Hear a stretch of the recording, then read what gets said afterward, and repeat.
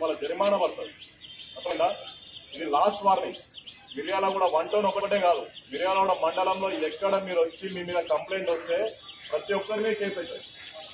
నేను ఒక కేసు అయింది అందరి మీద, తెలుసా? అందరి మీద కేసు అయింది. లాస్ట్ అవకాశం ఇస్తున్నా, బతకడానికి మీకు ఏవైతే అవకాశాలు ఉన్నాయో అవకాశాలు ఉపయోగించుకోండి. మీ అమ్మాయి కానిస్టేబుల్ అప్లై చేసుకోండి. మీకు ఇంకేమైనా అవకాశాలు ఉంటే అవకాశాలు తీసుకోండి తప్ప అని ఒకరి ఇంటికి పోయి వాళ్ళ హక్కులను భంగం పరచకుండా మీరు డబ్బులు వసూలు చేసేది కరెక్ట్ కాదు. ఎక్స్ట్రాషన్ అంటారు దాన్ని. షీట్ ఓపెన్ చేస్తాం మీకు ఇప్పటి నుంచి. మీరు ఫ్యూచర్ లో ఏ గవర్నమెంట్ జాబ్ కూడా పనికిరారు. ఇప్పుడు ఈ అమ్మాయి అదే ఇబ్బంది పడుతుంది. రేపు అనవసరంగా ఇబ్బంది పడొద్దు.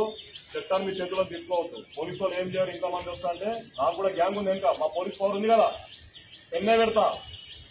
కొట్టాలంటే మాకు కూడా లాఠీ తీసుకొని కొట్టవచ్చు. Friendly policing ఎవరికది? మంచి ఉన్న వాళ్ళకి మాత్రమే ఫ్రెండ్లీ పోలీసింగ్. చట్టాన్ని ఎవరి చేతిలో తీసుకున్నా కొట్టే పవర్ ఉంది. మినిమం ఫోర్స్ యూజ్ చేయమని కోర్టులో చెప్తున్నాయి. అర్థమైందా? కొట్టడం మాకు పెద్ద సమస్య కాదు.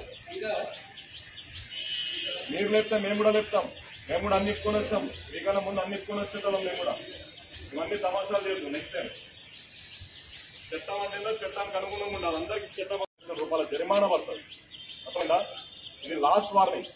మిర్యాలగూడ 1 టౌన్ ఒకటే కాదు, మిర్యాలగూడ మండలంలో ఎక్కడ మీరు వచ్చి మీ మీద కంప్లైంట్ వస్తే ప్రతి ఒక్కరి మీద కేసు అవుతుంది.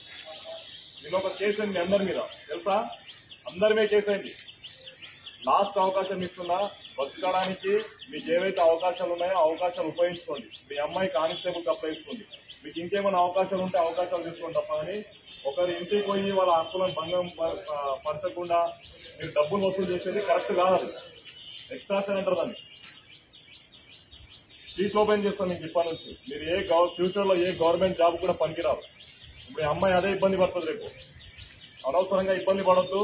చట్టాన్ని మీ చేతిలో తీసుకోవద్దు. పోలీసు వాళ్ళు ఏం చేయరు, ఇంతమంది వస్తా అంటే నాకు కూడా గ్యాంగ్ ఉంది. ఇంకా మా పోలీస్ పవర్ ఉంది కదా, పెన్నే పెడతా. కొట్టాలంటే మాకు కూడా లాఠీ తీసుకొని కొట్టవచ్చు. Friendly policing ఎవరికది? మంచి ఉన్న వాళ్ళకి మాత్రమే ఫ్రెండ్లీ పోలీసింగ్. చట్టాన్ని ఎవరి చేతిలో తీసుకున్నా కొట్టే పవర్ ఉంది. మినిమం ఫోర్స్ యూజ్ చేయమని కోర్టులో చెప్తున్నాయి. అర్థమైందా? కొట్టడం మాకు పెద్ద సమస్య కాదు. మీరు లేపితే మేము కూడా లేపుతాం.